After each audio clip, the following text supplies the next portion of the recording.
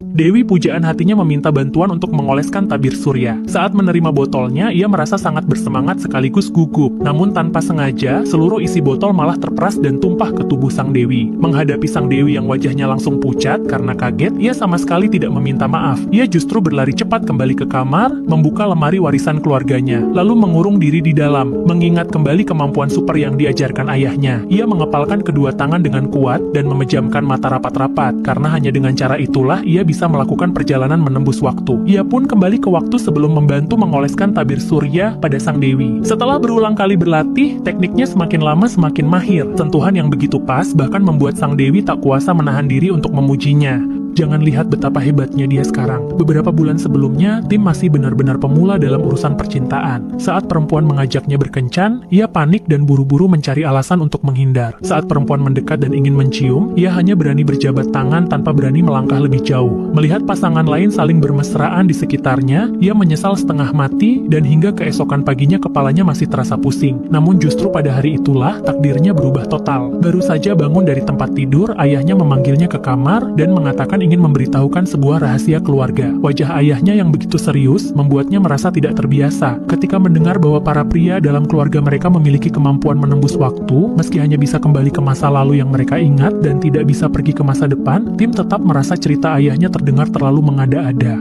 Ayahnya berkata, jika ingin mengujinya cukup masuk ke tempat gelap, kepalkan kedua tangan dan bayangkan dengan kuat waktu yang ingin dituju, maka itu akan terwujud. Meski merasa perkataan ayahnya agak tidak masuk akal, Tim tetap berpikir tak ada salahnya mencoba. Siapa tahu itu benar. Dengan setengah percaya setengah ragu, ia kembali ke kamarnya, membuka lemari warisan keluarga, menyingkirkan pakaian ke samping, lalu menutup pintu lemari. Ia mengepalkan kedua tangan dan mengingat kejadian semalam. Saat ia membuka lemari kembali, ia terkejut dengan pakaiannya sendiri karena benar-benar telah kembali ke malam tahun baru tadi malam. Dengan wajah penuh ketidakpercayaan, ia menuruni tangga dan mendapati semuanya benar-benar sama seperti malam sebelumnya. Kali ini ia tidak lagi bersikap canggung, melainkan langsung menarik gadis itu dan menciumnya. Melihat senyum gadis itu yang mekar seperti bunga, Tim akhirnya percaya pada perkataan ayahnya. Ayahnya sendiri menggunakan kemampuan itu untuk membaca semua buku yang ingin ia baca. Kakeknya pernah memakai kemampuan tersebut untuk menghasilkan uang yang cukup bagi 3 generasi, namun hidupnya tidak bahagia dan akhirnya menua dalam kesepian. Ayahnya mengingatkan Tim agar menggunakan kemampuan itu untuk membentuk hidup yang benar-benar ia inginkan. Setelah berpikir cukup lama, Tim berkata, kalau begitu, bantu aku dapat pacar dulu. Wow,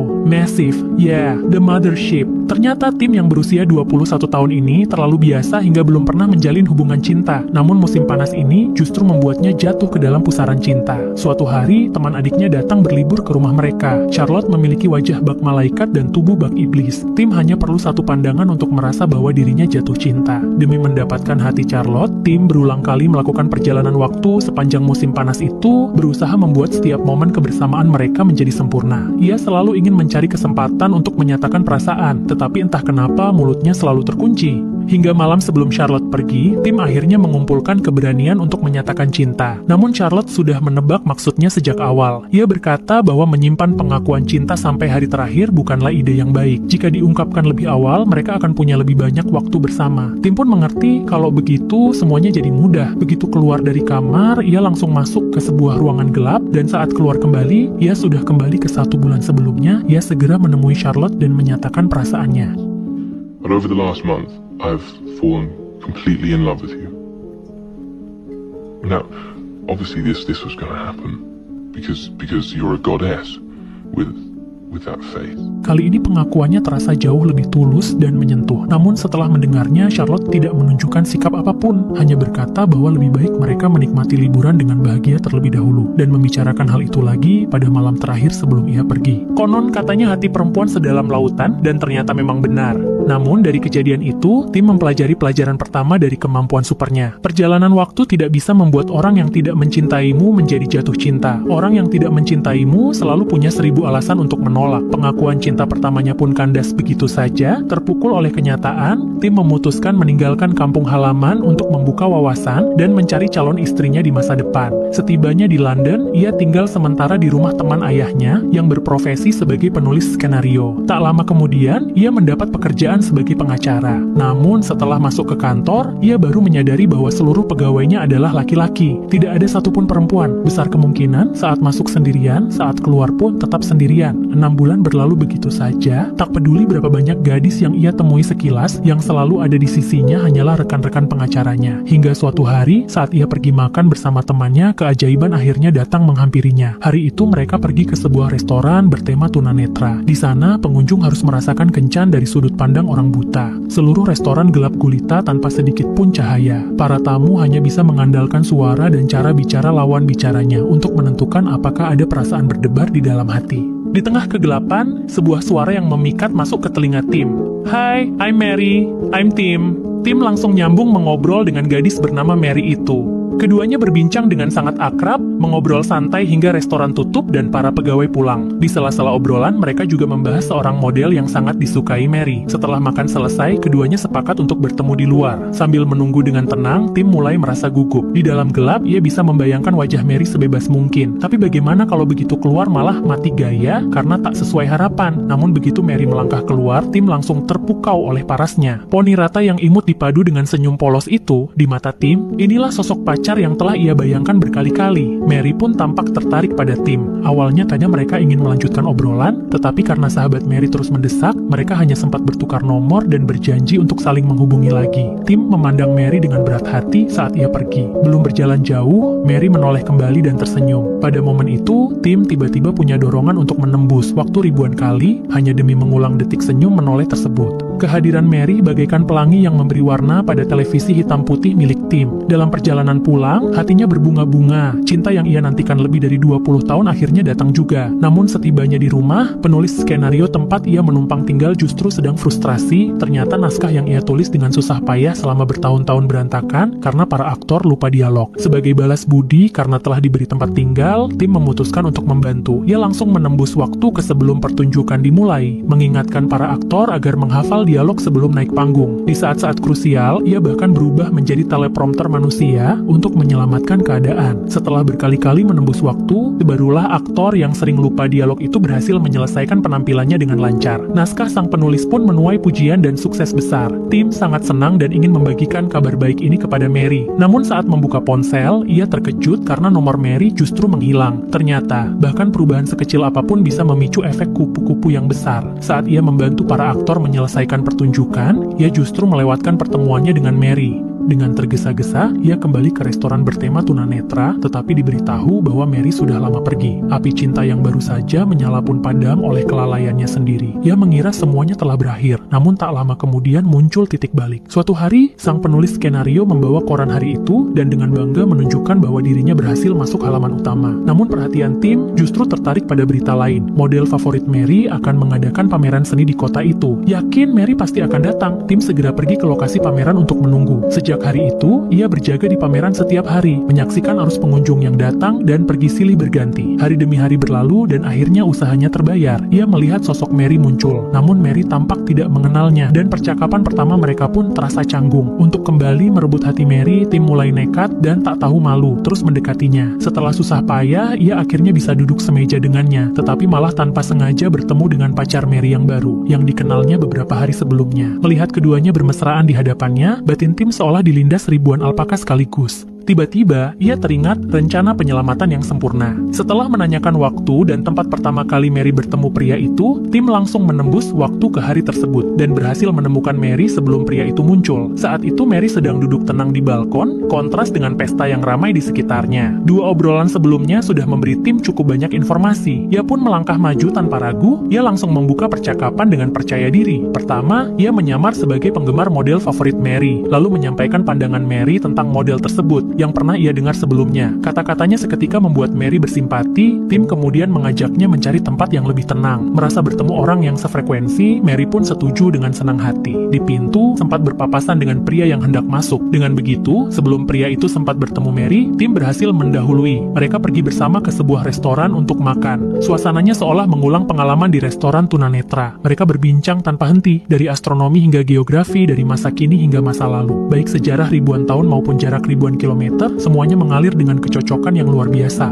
Semakin lama berbincang, Mary merasa pertemuan ini adalah takdir. Tim seakan-akan sahabat jiwa yang belum pernah ia temui sebelumnya. Setelah makan, Mary meminta Tim menemaninya mengambil mobil. Mereka berjalan sambil terus mengobrol, melangkah semakin jauh hingga tiba di depan apartemen Mary. Sebenarnya mobilnya tidak pernah ia keluarkan. Alasan sebenarnya hanyalah ingin mengobrol lebih lama dengan Tim. Tim pun langsung memahami maksudnya. Di bawah cahaya lampu yang lembut, keduanya saling menatap mata satu sama lain, lalu tanpa sadar berciuman. Setelah itu, Mary dengan penuh kehangatan mengundang Tim naik ke atas. Begitu masuk ke rumah, ia berkata, "Aku mau ganti piyama dulu. Kalau kamu mau, 1 menit lagi boleh masuk dan melepasnya." Tim dengan polos menunggu tepat 1 menit, lalu berjalan pelan-pelan masuk ke kamar tidur Mary. Saat segalanya sudah di ujung tanduk, ia malah dibuat kebingungan oleh kaitan bra di bagian depan. Dalam suasana tegang dan canggung, Tim akhirnya mengalami pertumbuhan pertamanya. Meski ia sendiri merasa semuanya terjadi terlalu cepat. Untungnya, ia memiliki kemampuan menembus waktu. Setelah bolak-balik berkali-kali, ia akhirnya kelelahan dan dengan puas menghentikan semua percobaannya. Sejak itu, keduanya mulai menjalani kehidupan tinggal bersama yang manis. Pagi hari mereka naik metro bersama ke tempat kerja, sore hari terpisah di lautan manusia yang sibuk, dan malamnya kembali bertemu di ruang kecil milik mereka. Musik mengelilingi mereka, seakan bernyanyi untuk kisah cinta itu. Mengenakan pakaian pasangan yang unik dan aneh, mereka saling menggandeng lengan di dalam lift yang perlahan naik ke atas. Hari demi hari berlalu, dan kebahagiaan pun terus berlanjut. Suatu hari orang tua Mary tiba-tiba datang ke kota untuk menjenguknya. Seperti kebanyakan pasangan saat pertama kali bertemu orang tua, karena gugup mereka berkali-kali mengucapkan hal-hal yang seharusnya tidak diucapkan. Untungnya, kedua orang tua Mary adalah orang yang pengertian, sehingga mereka berhasil melewati sidang ini tanpa masalah berarti. Di akhir pekan, Tim ingin pergi ke teater menonton pertunjukan, sementara Mary hanya ingin bermalas-malasan tidur di rumah. Demi tidak menyia-nyiakan tiket yang susah payah didapat, Tim pun mengajak rekan kerjanya menonton. Saat pertunjukan usai, ia justru melihat cinta pertamanya yang dulu pernah menolaknya. Charlotte kini terlihat jauh lebih dewasa dan penuh pesona. Kecantikannya yang mencolok bahkan membuat rekan Tim terpana. Setelah menyapanya, Tim berniat pergi. Namun Charlotte justru mengajaknya makan malam. Mereka minum bersama dan mengobrol cukup lama. Usai makan, Charlotte berkata ia takut gelap dan meminta Tim mengantarnya. Tim pun sulit menolak. Namun ketika sampai di depan pintu, Charlotte malah mengundangnya masuk sambil berkata, "Kamar aku nyaman loh." Ternyata ia kini menyesali keputusan masa lalunya. Ucapannya penuh isyarat dan rayuan. Tim tahu betul apa yang akan terjadi jika ia masuk, tetapi pada akhirnya ia berhasil menahan godaan. Sikap Charlotte justru semakin meyakinkannya bahwa Mary lah orang yang seharusnya ia cintai seumur hidup. Ia pun mengabaikan bujukan Charlotte dan berlari kencang pulang ke rumah. Begitu masuk, ia langsung membangunkan Mary yang sedang tidur. Melihat Mary tidak senang dengan sikapnya yang terlalu heboh, Tim segera menyadari kesalahannya. Ia lalu menembus waktu kembali, duduk lagi di sisi tempat tidur Mary. Ia memutar musik romantis di ruang tamu, lalu membangunkannya dengan lembut. Dalam keadaan setengah sadar, keduanya saling berpelukan dan mengungkapkan cinta. Orang seringkali menunjukkan perasaan paling jujur saat setengah tidur. Think I'll go for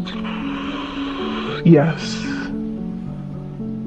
Setelah Tim mengajukan lamaran secara resmi, ia pun mendengar jawaban. "Aku mau." Mereka memutuskan kembali ke kampung halaman Tim untuk menikah. Villa yang menghadap laut membuat Mary takjub. Mary dan ibu Tim mengobrol dengan sangat akrab, layaknya dua sahabat dekat. Senyum di wajah mereka mekar seperti bunga musim semi. Ayah dan anak yang lama tak bertemu berjalan di tepi pantai seperti dulu, berbincang panjang tentang banyak hal. Tim bertanya pada ayahnya bagaimana pendapatnya tentang Mary. Sang ayah bercanda, "Aku menyukainya bahkan lebih dari kamu." Saat adiknya mendengar bahwa kakaknya membawa pulang calon kakak ipar, ia berlari turun tangga dengan antusias, langsung memeluk Mary hingga terjatuh, lalu tanpa sadar membanjiri wajahnya dengan ciuman. Seluruh rumah dipenuhi kebahagiaan manis. Saat makan malam, Tim mengumumkan 2 kabar kepada keluarganya. Pertama, Mary sudah hamil. Kedua, ia berniat segera menikah dengan Mary. 2 kabar bahagia itu langsung menyulut suasana meja makan yang memang sudah riang.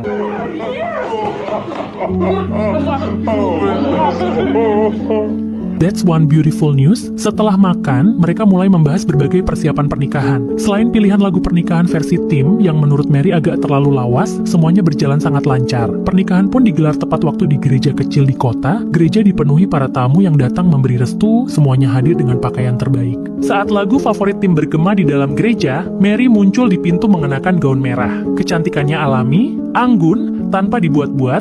Di bawah tatapan semua orang, ia melangkah perlahan menuju titik kebahagiaan. Ia bagaikan bunga paling indah di antara hamparan bunga lainnya. Namun cuaca tak bersahabat. Hari pernikahan itu diselimuti mendung dan hujan. Ketika para tamu keluar dari gereja, angin kencang bertiup dan hujan turun deras. Rambut dan gaun mereka berantakan dan basah. Bahkan tenda pesta pun ambruk karena menahan genangan air hujan. Air yang tercurah membuat semua orang basah, kuyup seketika, dan dalam satu momen jeritan dan tawa bercampur menjadi satu. Tim khawatir cuaca buruk itu memengaruhi perasaan Mary. Ia bertanya apakah Mary ingin mengganti hari pernikahan ke hari yang cerah jika memungkinkan. Namun Mary menjawab, "No, aku tidak mau. Cuaca seperti ini sudah sangat baik. Mungkin selama menikah dengan orang yang tepat, entah itu hari cerah atau mendung, semuanya akan menjadi hari yang paling indah. Bahkan pernikahan yang berantakan pun bisa berubah menjadi kenangan yang manis. Demi menyampaikan pidato pernikahan yang sempurna, ayah bahkan menembus waktu berkali-kali. Di sampingnya, sang adik menatap pernikahan kakaknya dengan penuh iri. Tak lama kemudian, mereka menyambut anak pertama, seorang putri. Beberapa waktu setelah itu, mereka pindah ke rumah yang lebih besar dan lebih mahal. Semua ini membuat Tim benar-benar menyadari tanggung jawab sebagai seorang suami dan ayah. Kehidupan baru juga membawa perubahan besar bagi Tim. Karena kesehariannya sudah cukup penuh dan bermakna, ia pun perlahan melupakan kemampuan menembus waktu. Ia mengira hidup bahagia ini akan terus berjalan seperti itu. Namun sebuah kejadian tak terduga tiba-tiba menghancurkan semuanya. Pada hari ulang tahun putrinya, sang adik tak kunjung datang. Ternyata setelah bertengkar hebat dengan pacarnya, adiknya minum alkohol lalu mengemudi untuk menghadiri ulang tahun keponakannya. Di tengah jalan, ia mengalami kecelakaan mobil serius dan tubuhnya penuh luka. Melihat wajah adiknya yang lebam dan terluka, hati Tim terasa perih. Bagi Tim, adiknya adalah adik terbaik di dunia. Saat masih di rumah, adiknya sering membangunkannya. Saat ia pergi jauh, adiknya akan sedih karena perpisahan. Saat ia jatuh cinta, adiknya menemani menunggu di negeri asing. Di waktu senggang, adiknya berlari tanpa alas kaki di atas rumput dengan riang. Gadis yang begitu ceria dan menggemaskan ini justru memiliki perjalanan cinta yang sangat berat. Adiknya menjalin hubungan bertahun-tahun dengan seorang pria yang dikenal semua orang sebagai bajingan. Hubungan mereka selalu putus nyambung dan tak pernah jelas. Demi mencegah kecelakaan itu terjadi, Tim langsung menembus waktu ke sebelum adiknya berangkat dan menjemputnya dengan mobil. Meski berhasil menyelamatkannya dari kecelakaan, Tim tahu betul bahwa hubungan ini telah meninggalkan dampak yang tak bisa dipulihkan. Karena sejak hari ia membawa Mary pulang menemui orang tua, Tim sudah melihat betapa adiknya tampak sangat lelah dan rapuh. Maka ia memutuskan kembali ke kampung halaman untuk menasihatinya. Di pantai tepi laut, kakak beradik itu berjalan berdampingan. Adiknya merasa dirinya adalah orang paling gagal dalam keluarga. Berkali-kali dipecat dari pekerjaan dan cinta pun selalu berakhir penuh luka. Kini ia hanya bisa mengandalkan alkohol untuk menumpulkan rasa sakit. Melihat adik yang dulu ceria kini hancur karena seorang pria, Tim pun berpikir matang. Akhirnya ia menceritakan rahasia kemampuan menembus waktu kepada adiknya, lalu membawa dia kembali ke hari pertama ia bertemu sang pacar. Selama ini adiknya menganggap hari itu sebagai pertemuan yang ditakdirkan. Namun ketika benar-benar kembali ke sana, ia justru melihat pria itu yang belum bertemu dengannya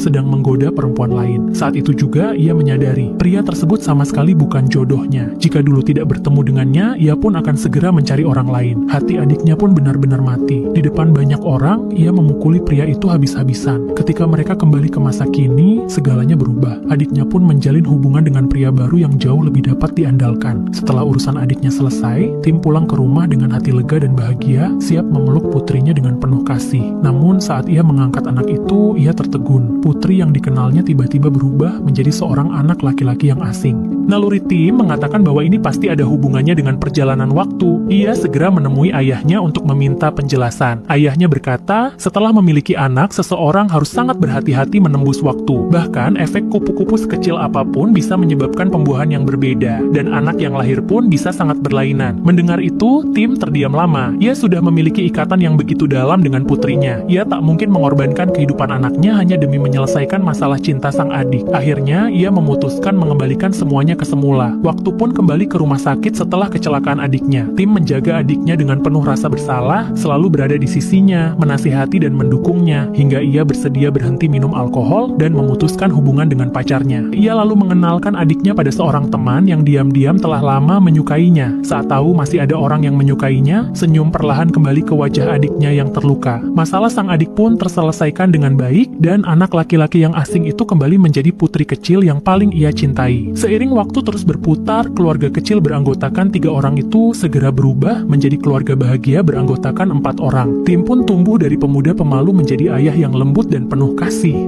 Hidup berjalan tenang, bahagia, dan penuh kehangatan. Hingga suatu panggilan telepon tiba-tiba membuat suasana kembali berat. Ternyata ayah didiagnosis menderita kanker paru-paru stadium akhir dan hanya memiliki waktu beberapa minggu untuk hidup. Sebenarnya ayah sudah lama tahu bahwa kebiasaan merokoklah yang menyebabkan penyakit itu. Namun ia tidak bisa kembali ke masa lalu untuk berhenti merokok karena semua itu terjadi sebelum Tim dan adiknya lahir. Begitu kembali ke masa itu untuk berhenti merokok, Tim dan adiknya di masa kini bisa saja menghilang. Pada akhirnya ayah pun berbagi pengalaman dan pemahamannya tentang perjalanan waktu dengan Tim. Dari bertahun-tahun menembus waktu, ayah merangkum sebuah rumus kebahagiaan. Isi rumus itu sederhana, jalani hidup seperti orang biasa, hari demi hari, lalu jalani kembali setiap hari itu persis seperti sebelumnya. Sekali lagi, setelah itu, ayah melepas kepergian Tim dan hidup pun terus berjalan. Tekanan pekerjaan yang besar membuat Tim diliputi kecemasan. Teguran atasan di kantor membuatnya sedih. Pelayan toko yang bersikap dingin membuatnya muram. Musik bising dari penumpang kereta bawah tanah membuatnya jengkel. Saat pulang ke rumah, ia bahkan membawa emosi negatif itu kepada istrinya. Hari itu adalah hari yang benar-benar buruk. Di tengah malam, ia mencoba rumus kebahagiaan milik ayahnya dan menembus waktu kembali ke hari kemarin. Kali ini, ia tidak lagi merasa tertekan atau cemas. Ia mulai melihat sisi indah dunia, hal-hal yang selama ini ia abaikan. Di kantor, ia tak lagi tegang menghadapi kritik atasan. Di toko kecil, ia tidak lagi memasang wajah kaku kepada pelayan, dan yang ia dapatkan pun balasan senyum. Di kereta bawah tanah, ia mulai menikmati musik yang bocor dari earphone orang lain. Saat pulang ke rumah, ia tidak lagi membebani istrinya dengan emosi negatif. Dengan cara itu, ia menjalani satu hari yang bahagia dan indah. Tim akhirnya menemukan cara menghadapi hidup. Tentu saja, ada satu hal yang tak ingin ia jalani untuk kedua kalinya, pemakaman ayahnya. Namun di pemakaman itu, Tim tidak larut dalam kesedihan. Ia memanfaatkan kemampuan menembus waktu untuk kembali lagi dan lagi ke saat ayahnya masih hidup. Mereka duduk bersama di sofa, membaca buku, menuntaskan semua karya klasik yang ingin mereka baca. Hari-hari seperti itu tidak pernah membuat Tim bosan. Suatu hari Mary berkata, "Aku ingin punya satu anak lagi." Menghadapi permintaan itu, Tim ragu karena memiliki anak lagi berarti ia tak bisa lagi dengan bebas menembus waktu dan kembali ke masa sebelum ayahnya meninggal untuk bertemu dengannya. Jika tidak, efek kupu-kupu bisa menyebabkan perubahan pada anak yang lahir kemudian. Namun menghadapi permohonan Mary yang terus-menerus, Tim akhirnya hanya bisa mengangguk setuju. Seperti yang ayahnya katakan sejak awal, ketika seseorang mendapatkan sesuatu, ia pasti akan kehilangan sesuatu yang lain. Pada malam sebelum anak ketiga mereka lahir, Tim melakukan perjalanan waktu untuk terakhir kalinya demi bertemu ayahnya. Kali ini ia memilih waktu yang sangat khusus, karena ia ingat bahwa salah satu kesenangan ayah yang tidak banyak itu adalah bermain tenis meja bersamanya. Ia pun kembali ke rumah tua itu dan sekali lagi bermain pingpong dengan ayahnya. Awalnya ayah seperti anak kecil yang riang, mengayunkan bat dengan penuh semangat. Namun perlahan ia menyadari ekspresi Tim yang tak biasa dan akhirnya mengerti bahwa ini adalah pertemuan terakhir mereka. Setelah ini, ayah akan menghilang selamanya dari dunia Tim. My son. My dad. Saat itulah Tim tiba-tiba memahami mengapa ayahnya berhenti bekerja di usia 50 tahun dan memilih kembali ke keluarga. Menghabiskan banyak waktu bersama keluarga, duduk di tepi laut menikmati teh sore, bahkan tetap menggelar malam menonton film bersama meski hujan deras mengguyur. Ternyata ayah sudah lama tahu bahwa waktunya tak banyak tersisa. Demi keluarganya, ia menembus waktu berulang kali. Di saat perpisahan, ayah dan anak berpelukan erat, lalu sekali lagi menembus waktu kembali ke masa kecil Tim. Untuk terakhir kalinya, mereka berlarian di pantai di bawah sinar matahari. Untuk terakhir kalinya, mereka melempar batu di atas permukaan laut. Untuk terakhir kalinya, mereka duduk diam di tepi pantai, memandangi ombak yang bergulung-gulung. Ombak berlapis-lapis menghantam pantai di bawah kaki mereka, seperti hubungan ayah dan anak itu sendiri. Waktu bagaikan ombak yang tak pernah berhenti, siang dan malam, dan selalu ada satu generasi yang digantikan oleh generasi berikutnya. Setelah menuntaskan semua keinginan di hatinya, Tim kembali ke kehidupan normal. Namun kini ia memiliki pemahaman yang lebih dalam tentang perjalanan waktu. Tak perlu lagi menembus waktu, tak ada lagi hari pertama atau hari kedua. Pagi hari, ia mulai menikmati kebiasaan memberi istrinya sebuah ciuman manis. Saat sarapan, ia menikmati memasak bersama untuk ketiga anaknya. Di waktu senggang, ia menikmati kebersamaan dengan keluarga, menikmati berjalan santai bersama mereka di bawah rindangnya pepohonan. Karena hidup di saat ini, menghargai setiap hari seolah-olah itu adalah hari terakhir, menyambut setiap momen kehidupan dengan sepenuh hati. Inilah momen terpenting dalam hidup, dan disinilah rahasia kebahagiaan berada. Film ini berjudul About Time. Rilis pada tahun 2013, disutradarai oleh Richard Curtis, dibintangi oleh Domhnall Gleeson dan Rachel McAdams. Tim memiliki kemampuan super untuk kembali ke masa lalu. Dengan kemampuan ini, ia mengatasi rasa takutnya berbicara dengan lawan jenis, menemukan cinta sejatinya, dan mengubah hidup yang semula mungkin akan berakhir dalam kesepian. Ia juga menggunakan kemampuan itu untuk menemukan kesenangan hidup, menyadari keindahan-keindahan kecil yang dulu sering ia abaikan. Hal itu sempat membuatnya percaya bahwa selama memiliki kekuatan super, ia dan keluarganya bisa meraih akhir yang sempurna. Namun, ketika ia mencoba mencegah kecelakaan yang menimpa adiknya dan akhirnya gagal, ketika ia tak lagi bisa kembali ke masa lalu untuk bercengkerama dengan ayahnya yang telah tiada, tim akhirnya menyadari, bahkan dengan kekuatan super, manusia tetap tidak bisa memiliki hidup yang sempurna. Karena saat kita berusaha mendapatkan sesuatu yang sangat berharga, kita juga harus rela kehilangan sesuatu yang lain. Ada yang didapat, pasti ada yang hilang. Itulah hukum yang tak pernah berubah. Setelah memahami hal itu, tim perlahan berhenti menggunakan kemampuan supernya. Ia tak lagi berharap mengubah masa lalu demi memperbaiki masa kini. Sebaliknya, ia memilih menjalani setiap detik saat ini dengan baik, menghargai semua orang dan hal yang ada di hadapannya, berusaha mengelola hidup dengan sungguh-sungguh, dan berani menghadapi ketidaksempurnaan dunia nyata. Setiap orang berjuang untuk meraih kehidupan yang sempurna, tetapi sepanjang sejarah, tak pernah ada satupun kehidupan yang benar-benar sempurna. Mengarungi lautan manusia, mustahil semua berjalan sesuai keinginan. Hidup yang nyata selalu memiliki penyesalan, dan kehidupan sejati selalu berisi suka dan duka. Sementara hal-hal yang tak bisa diubah atau tak bisa dimiliki, sebenarnya tidaklah sepenting itu. Yang tak berdaya akan tetap tak berdaya, sementara yang bisa diusahakan akan perlahan berkembang. Segala sesuatu di dunia ini memiliki sebab dan akibatnya masing-masing. Yang bisa kita lakukan hanyalah melepaskan apa yang memang harus dilepaskan, dan dengan berani memikul apa yang memang harus ditanggung. Keindahan waktu terletak pada kenyataan bahwa ia pasti berlalu, sementara keindahan hidup terletak pada kemampuan kita untuk menghargai saat ini, menghargai setiap momen kehidupan. Setiap hari yang kita jalani sebenarnya adalah sebuah perjalanan menembus waktu. Yang bisa kita lakukan hanyalah berusaha sebaik mungkin untuk menghargai perjalanan yang luar biasa ini. Itulah cerita kita kali ini. Jangan lupa menekan tombol like dan subscribe dan berikan komentar. Terima kasih dan sampai jumpa pada kisah-kisah menarik lainnya.